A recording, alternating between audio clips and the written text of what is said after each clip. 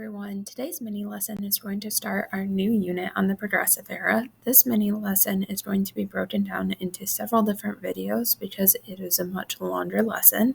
Today we're going to start with just providing a general overview of the Progressive Era. So to begin with, before we even get into the learning targets, I want to show you this really short clip that provides some background information on what the Progressive Era is and what type of events from history it can include. Today on the Daily Dose, the Progressive Era. After the excesses of the Gilded Age, muckraking journalists began to expose waste, political corruption, and scandal, at first on local levels. But as the movement grew from 1896 to 1916, progressives trickled up into state and federal politics, taking aim at problems caused by industrialization, urbanization, immigration, and political corruption. Primarily driven by the American middle class, reformers sought to expose and eradicate political machines and their crooked party bosses, believing that a higher level of direct democracy would be the end result of their house-cleaning measures. Progressives also went after corporate monopolies, resulting in federal antitrust laws that further leveled the playing field for legitimate competitors.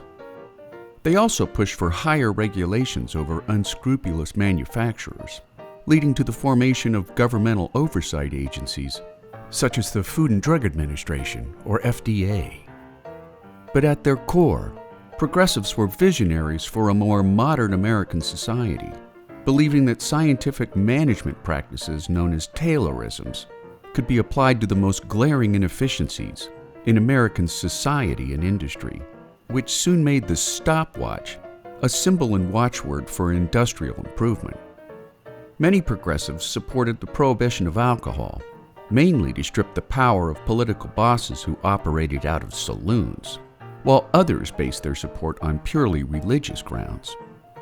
A third main theme of the Progressive Era was women's suffrage, since many felt that the female vote would bring a higher purity to American politics, while a fourth theme shone a spotlight on the abuses of child labor. Progressives also transformed the social sciences by applying scientific methods to higher education, replacing so-called amateur academics with research-oriented professors who published their findings in peer-reviewed journals and presses.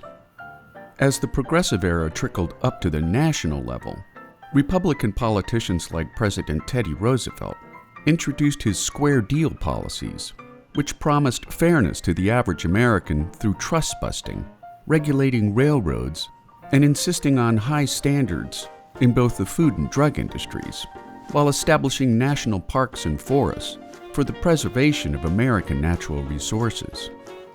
Democrats also promoted progressive policies under the administration of President Woodrow Wilson, whose New Freedom platform introduced predefined legislative initiatives at the start of his first term in office, something no sitting president had ever done before, stressing conservation, bank reform, tariff reductions, and the regulation of trusts.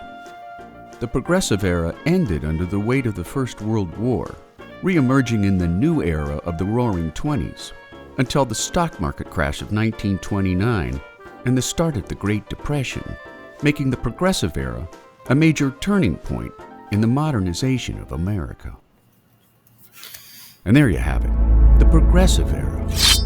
So this is something we're going to spend quite a bit of time looking at some of the leaders, some of the events, some of the Supreme Court cases, the conditions of the era, and all the changes it promoted. But for today, we're going to look at the two learning targets. So the first one is I can describe the extent industrialization and urbanization created the need for progressive reform from 1895 to 1930. So that learning target in particular is going to be one we especially focus on tomorrow. So it's focusing on industrialization and urbanization, which we've already talked about some this year, and the conditions that created for the country. The second one is I can evaluate the historical impact of the Progressive Era on the governmental and industrial reform. So in that learning target, we're going to really talk about how did this change living conditions throughout the country and how did that create the world as we know it today. So for today's notes, you only have one slide worth of notes. And this is just providing you some background context on the era. So this happened during the early 20th century, so the early 1900s.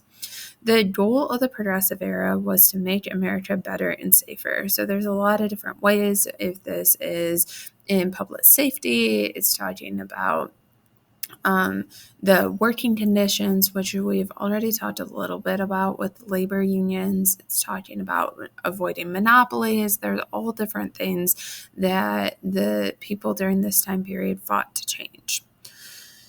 It helped to make business more reliable. So, in a lot of ways, this era is kind of characterized by taking monopolies on head on and trying to introduce legislation to avoid monopolies at all costs in order to encourage competition.